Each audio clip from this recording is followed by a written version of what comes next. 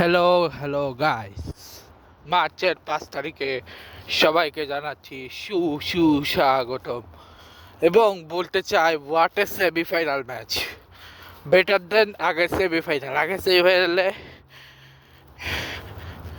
এক ছোট্ট জিতছিল, কিন্তু এই ম্যাচে আমি বলছি ব্যাটেল আউট না হলে ইংল্যান্ডই জিততো। ব্যাটেল আউট হওয়াতেই ম্যাচটা হারছে। আর ওভারটনের জিমি ওভারটন উচিত ছিল পরে, বা ব্যাটেল মনে হয় ম্যাচ জেতার জন্য 2 রান নিতে গেছিল, বাট হেরে গেল। বাট কিছু করার নাই, কপাল খারাপ জ্যাকব ব্যাটেলের, তাই আর কি। আর তোমাদেরকে বডিয়াই আজ কি বয়স, এটা প্রচণ্ড লেভেলে ঠান্ডা পড়ছে। এতই ঠান্ডা যে পুরো আকাশ খুয়ায় হয়ে গেছে। তো বলার মতো তেমন কিছু নেই, জাস্ট কিছু কথাই বলবো যে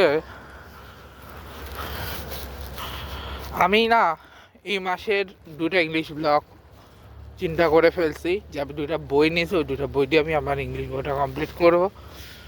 তো এরপরে দেখা যাবে এরপরে কী করব না করব, তো ওর পরে চিন্তা করব। আর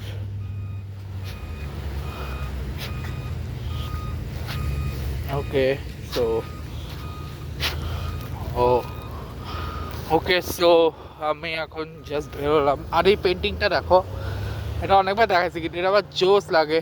কথাটা সুন্দর, ফ্যামিলি ফার্স্ট। কার ফ্যামিলি ফার্স্ট কমেন্টে জানাবেন। আর কথা হচ্ছে যে আমি কনমেবল নিয়ে তো বানিয়েছি, কিন্তু কনকা কাফ নিয়ে বানাইনি, বা ইউরোপ এগুলো বানিয়েছিলাম, কিন্তু কনকা কাফ নিয়ে আমি বানাইনি।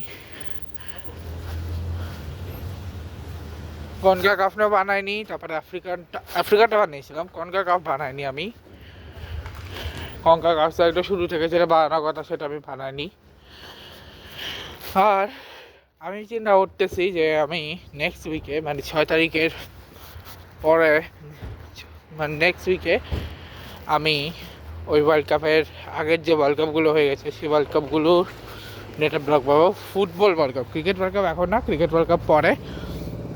শুধু ফুটবল ওয়ার্ল্ড কাপ হয়তো শুরুতে যা যা হয়েছে সেগুলো নিয়ে group stage, score line, everything নিয়ে একটা ব্লগ বানাবো আমি। তো দেখা যাক কি হয় না হয়। আমরা তো তেমন কিছু বললাম না। দেখা হবে তোমার সাথে আমার নেক্সট ব্লগে। তো এই ব্লগটা এসেছি, গুড বাই।